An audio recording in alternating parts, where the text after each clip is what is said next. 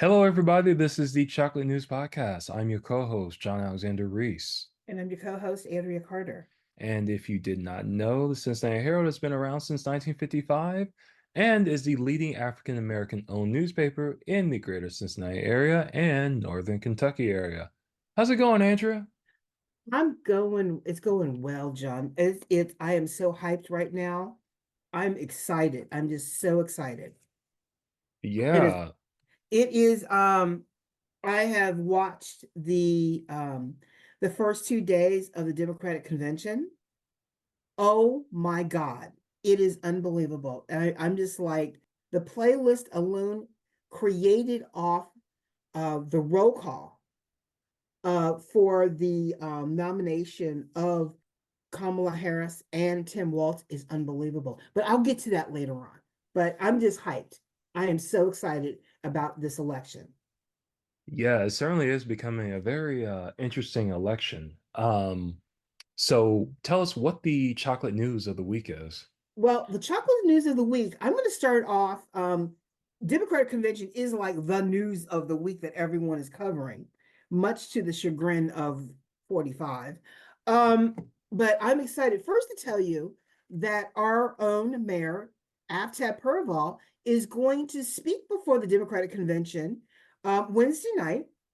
And between 7 and 8 p.m., they just didn't give it a direct time, but he is going to be on stage and he's going to talk about whatever he's going to talk about. But it's going to be interesting to see what he has to say. I think he's one of the few Indian Americans that served in a political office. So, because I mean, everyone that you've seen so far on stage, you haven't seen that many representatives of um, of a different ethnic background other than black or white. I could be wrong. Well, no, Anna Navarro was on stage last night. She's Latina. She's from Colombia. Um, but in terms of Asian or Indian background, you haven't seen that many people speak. You've seen some bad dancing by Chuck Schumer. Um, you've heard a lot of good jokes, a lot of shade. But I think it's going to be interesting to see Aftab speak tonight and see what he has to say. But you know what I can't get used to? He grew a mustache, or is it a goatee? Did he grow a One of those. mustache? I think he has a mustache and a goatee, or just a mustache. When I looked at a picture earlier, actually, if you look on the article, I said, no, no, no. I got an email about this. That's what it was. There's an email of him in the convention in the United Center. And at first I didn't recognize because he had a hat on and there was Oh a my God, mustache. he does have a mustache. He has a Wow. mustache. I think he has actually a goatee, but it's very faint. But the mustache Yeah, stands out. It's very, and I'm like, oh my God. I just don't recognize him with the mustache. I was like, that's wild. maybe he's trying to look older. Possibly. Well, let's put it like this. I know when my female friends saw him with the mustache, they went all googly eyed. Oh my goodness. They ogled him. So I shouldn't say that about our mayor, but they did. Because I remember when my sorority regional conference was here, and he was on the stage to talk to them. All the women, and I mean old and young, were fanning themselves over our mayor. What can I say? It was just he has that effect. I will say this also from a local standpoint. Andy Beshear from Kentucky, governor of Kentucky, spoke on day one. No, I'm sorry, he spoke last night um, at the convention. So I'm sorry, no, he did speak on Monday. I'm mixing my people up. Andy Beshear spoke on Monday. He was in that long line of people who spoke real quick and got it plotted. And he came behind a young woman who talked about reproductive rights and where she had been raped by her stepfather at age 12. And because of having the abortion ban, um, she was forced to carry her stepfather's child to term. Mm. And which was a very mind-numbing story to hear, but it was very powerful about why we need to codify Roe v. Wade. So, but anyway, Aftab speaking tonight. Can't wait to hear him. Oh yeah. Um, but the overall the DNC convention, it has been on fire. I mean, I watched it Monday night with Joe Biden and his speech, and he got a 4 to 5 minute standing ovation. They wouldn't let him start talking, and then when he started talking, he talked about what he accomplished as a young senator through his presidency. Um, and he then, instead of keeping it on him, then he talked about what he hoped for the future for the country. And then, as we said that we've done this, we've done that, everyone kept saying, thank you, Joe, thank you, Joe. He kept saying, thank you, Kamala, because she was part of it too. And he spoke highly of Kamala. That was highlight number one. And in fact, at the end of the speech, she came up on, well, no, she first, before he spoke, she came out as a surprise on stage to do a quick, I just wanted to say hello. It's great to be here, but I wanted to say thank you to our president, Joe Biden, for all the work that he's done. It has been an honor to serve with him, blah, blah, blah. And that was a quick 1 minute appearance on stage. She then got back on stage after he got done speaking and hugged him. And actually, she ended up hugging him twice. And you saw her say the second time around, I love you, Joe. And you could see the pride and warmth between the two.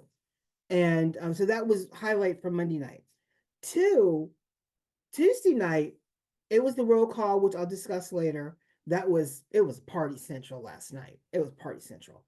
But after the roll call, then you had everyone walk out to music. You had Chuck Schumer dancing to the podium.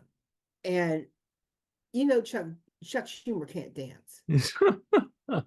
He can do a mean shoulder lift all the way with a little bounce, but that's about it. He can't dance.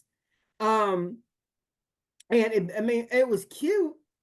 Um, you know, cute senator, trying to do he's trying to be with it, doing the bounce, and everyone just started laughing and he started laughing too because it was funny. Yeah. But everyone talked, but the highlight was Doug Emhoff spoke, talking about Kamala, how on Thursday when she accepts the nomination, it will be their 10th wedding anniversary. Oh wow. Oh yeah. And how he talked about the fact that they met through a blind date and he wanted to call her. Now, most normal people, when the setup, after a blind date, you call, maybe at a normal time. Mm-hmm. He called at 8 a.m. in the morning. Wow. She That's didn't pick weird. up. Yes, and he left a voicemail message, this rambling voicemail message.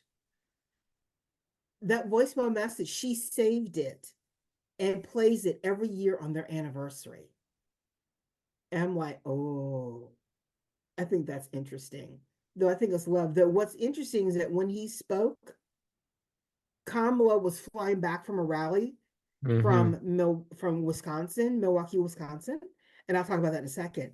But she made the plane stay in the air for 10 minutes so she could watch him speak on her laptop so before they could land. Mm.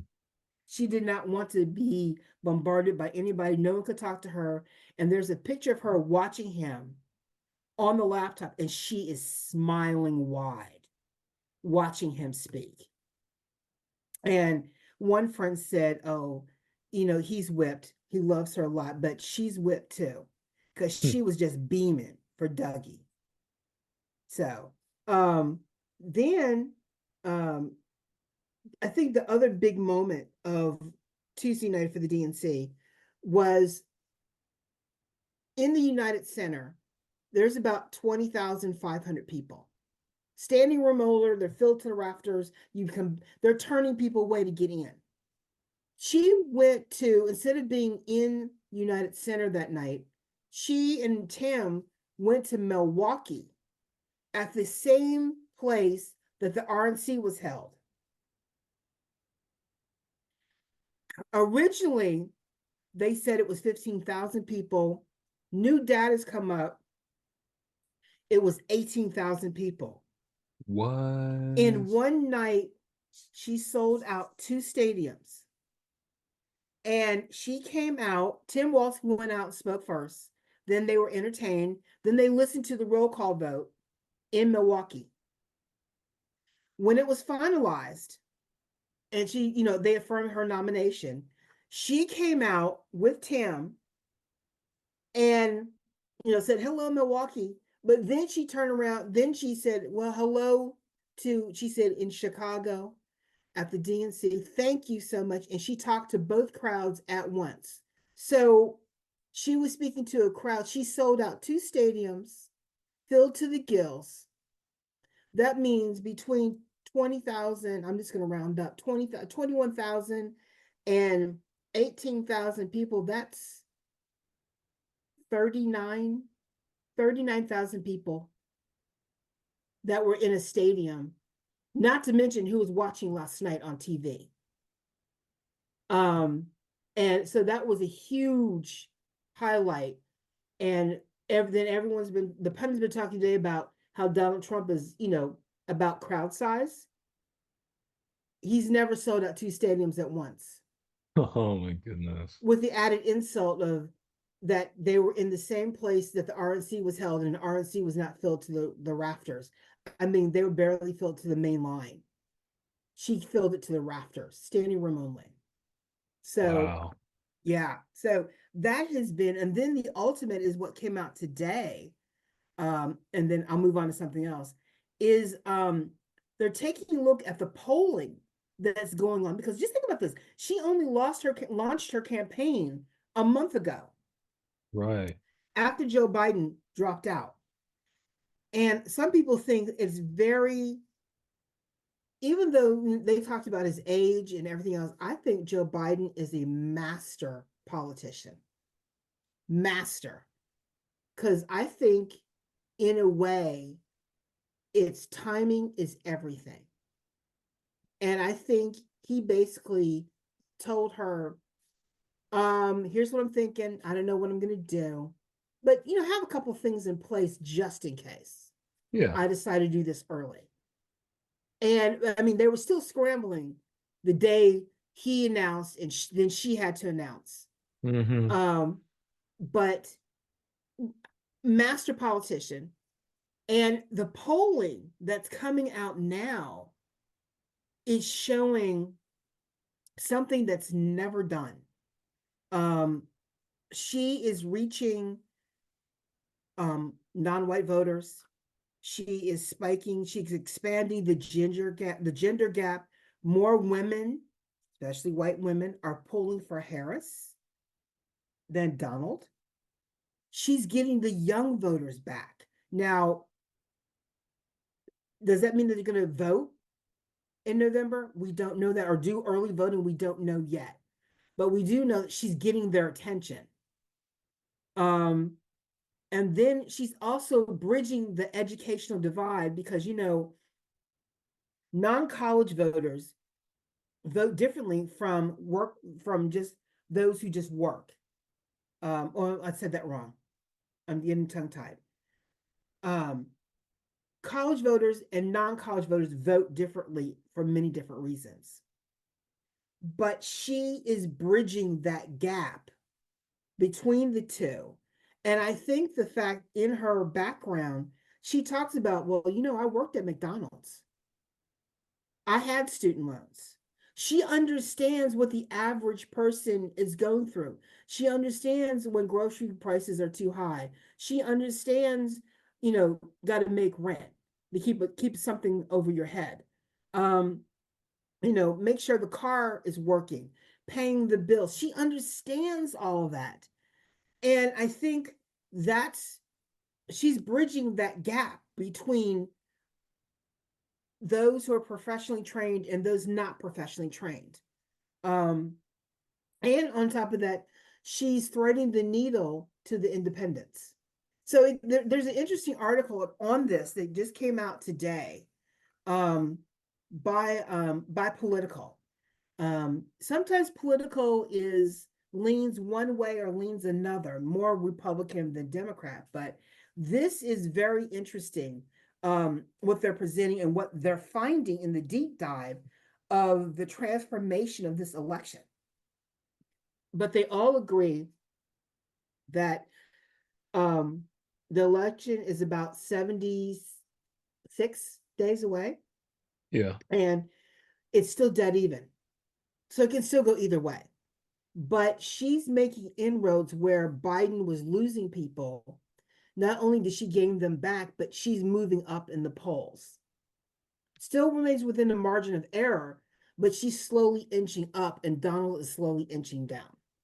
So I won't say she has it in the bag, but I'm just saying that it's a whole new ball game, and it's gonna be fun to watch. So I'm just recommending everyone get your popcorn out, get your ices, get whatever you like to chew on.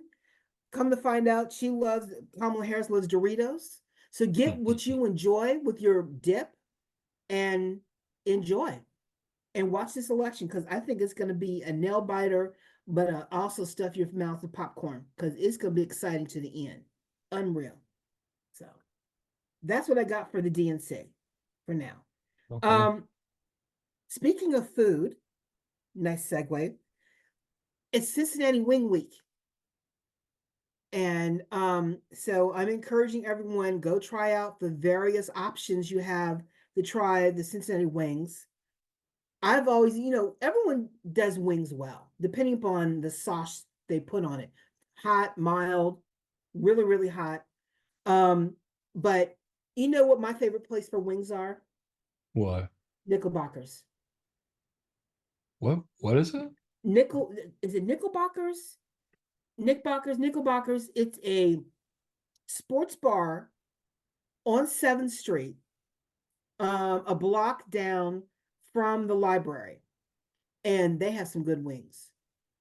Okay. And when you're watching a football game or a Reds game, and you want to kick back with a cold one, and I discovered the place when the politicals go there to hang out sometimes, and I discovered the wings, and they are good. I don't know what they do, but they're wonderful, and they go Okay. well with beer. So, and I'm probably pronouncing the name wrong. Forgive me, but I know they're on 7th Street. Okay. I'll have to That check that being out. said, so check them out. Enjoy your wings this week. Um, Another exciting thing that, I want to talk about, when if you everyone, I don't know who Reese magazine is still, but Time magazine this week has the Kid of the Year, um, on their, on the cover, and his name is, now I know I'm gonna destroy his name. Heeman Beckel. I think Sounds that's like good. that I'm gonna go with it. He is a 15-year-old scientist who has developed a soap to help treat skin cancer. What? 15 years old. 15. And he is an interesting kid who, he is the 2024 Kid of the Year, and he's from Annandale, Virginia. And it is, it's amazing, young people who are motivated, what they come up with and invent. And this young man is, just something that he did. Um, he said, one day my borrow self will be able to make a direct impact on somebody else's life. Um, the teen was chosen after he created a soap that could be more accessible in a way, could be a more accessible way to deliver medication to treat skin cancer, including melanoma, which I think is unbelievable. Yeah. But what what 15-year-old is thinking of that, I Um, don't know. in 2023, just to let you know, 3M and Discovery Education named Beckel America's top young scientist um, when he was 14. And after he competed against 9 other finalists, he also won the $25,000 cash prize. So check out the cover. There are other young scientists also, I should say young scientists and inventors featured in the magazine as well, but he is the kid of the year. So congratulations to Heyman. I think that is fantastic. Yeah, that's Um, amazing. that is so amazing. And then down in DeKalb County, Georgia, they are going to unveil a statue of Congressman John Lewis this weekend. In fact, it's going to be this weekend. They're replacing the the um, the monument, the Confederacy monument that stood outside the DeKalb County Courthouse for 110 years. They're taking that, they dismantled that in 2020, but they had not put anything up. They're now going to put the John Lewis statue outside the county courthouse. That's great. So I think it's going to be a 12-foot tall statue. It is by the internationally acclaimed sculptor Basil Watson. I'm always amazed how they find these sculptors. But anyway, Hmm. they are very excited. They're going to unveil it. It took 4 years to plan this memorial to honor John Lewis. I'll be happier though when they pass the John Lewis Voters' Right Act. Yay. Yeah. But anyway, so that's going to happen this weekend. So if you're ever in DeKalb County, go to the courthouse and check out the statue after this weekend. So there's that.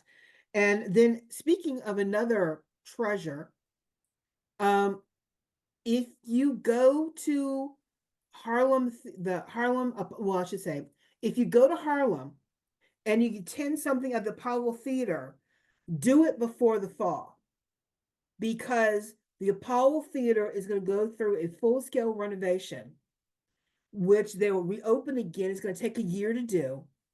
They'll reopen back in 2026, or I should say the renovation will be done in 2026. They might open it partially, who knows? But they're going to the Apollo Theater has not been updated since the 1980s. And Really? yes, and the part of the new feature that they're going to basically put in features to enhance the audience experience. Um, they're going to expand the lobby that will include a bar and cafe. Along with they're going to update and restore the seating in the theater. They're going to upgrade the backstage, probably the green rooms as well. Give it the marquee a whole new look. Actually, it's going to be a digitized update. So come into basically they're going to bring the Apollo Theater into the 21st century. All right. So that means I'm going to have to go and see it when they get done. Oh yeah. Um, So I would just say that it's very exciting that they're doing this. I think it's wonderful, and I can't wait to see the finished project. And then a couple of sad notes. One, Famous Amos. If anyone knows Amos Cookies, he died Oh last week. no. Yes, he died. It's unfortunate. He was 88 years old. Um, he was always known to be with the cookie company, even after he sold it. And then also Phil Donahue died. Now, some of you in our audience may not remember Phil Donahue, or may not remember his talk show. But he was an early, he was a early version of what we know today in the talk show circuit. And he is married to Marlo Thomas. who used to be known as That Girl back in the 60s. But everyone knows her now as the spokesperson for St. Jude Hospital, which was founded by her father, Danny Thomas. So I'm sorry to hear of Famous Amos and Phil Donahue, and just to name a few of who have passed this week. And finally, the final chocolate news item that I want to mention, you got to check out the roll call list on Spotify. Did you see or hear about the roll call at the DNC convention, John? Yeah, my mom showed me a little bit of it. I have to say it's quite impressive. Uh, because they had taken care of the nomination process through a virtual vote earlier in the month, they decided to do a celebratory roll call vote just to confirm for everybody who their nominees were for president and vice president. But they decided to kick it up a notch. So instead of just a boring, you know, Alabama, how do you vote? Ohio, how do you vote? That type deal. They partied. So DJ Cassidy came out, all 50 states, including the what are they called? They're part of the United States, but they're territories, the American territories like Guam, Puerto Yeah. Rico. Mm-hmm. Everybody had a song. Everybody. And you can find the playlist on Spotify, the DJ Cassidy roll call playlist. And to give you an idea, like they played a song from John Legend for Ohio. For Alabama, the obvious song was. You know what it was. For Can who? you guess? For which artist? Alabama. Guess what they played? Alabama, Sweet Home Alabama. Sweet Home Alabama. Oh yeah. Um, for Arkansas was Don't Stop by Fleetwood Mac. Um, dig this. For California, they played The Next Episode by Dr. Dre featuring Snoop Dogg. Of course. Can you believe that? I can't get over that. Connecticut was Signed, Sealed, Delivered by Stevie Wonder. Got it. Democrats abroad that voted, they got The Love Train by the OJs. Oh, okay. And the Washington, D.C. got Let Me Clear My Throat by DJ Cool. Hmm. Delaware got Higher Love by Whitney Houston. Iowa got Celebration by Kool and the Gang. Kentucky was First Class by Jack Harlow. Maryland got Respect by Aretha Franklin. Nice. What I really loved, Louisiana got All I Do Is Win by DJ Khaled. And of course, Minnesota got Kiss by Prince. Nice. So check it out. I've already listened to half of it. It's wonderful. And that is all the chocolate news for today. All right. Well, thank you, Andrea. And that's it for today's show. I want to thank Andrea again for all the good chocolate news. Oh, thank you. And remember, folks, you can find more information about today's topics and past podcast episodes at www.thecincinnatiherald.com, the Sesh newsletter, or on our social media. We're on Facebook, Twitter, Pinterest, Instagram, LinkedIn, and Threads. And be sure to subscribe to our podcast on your favorite podcast app. You can listen to us on Apple, Spotify, or wherever you get your podcasts from. I'm John Alexander Reese. And I'm Andrea Carter. And have a good night.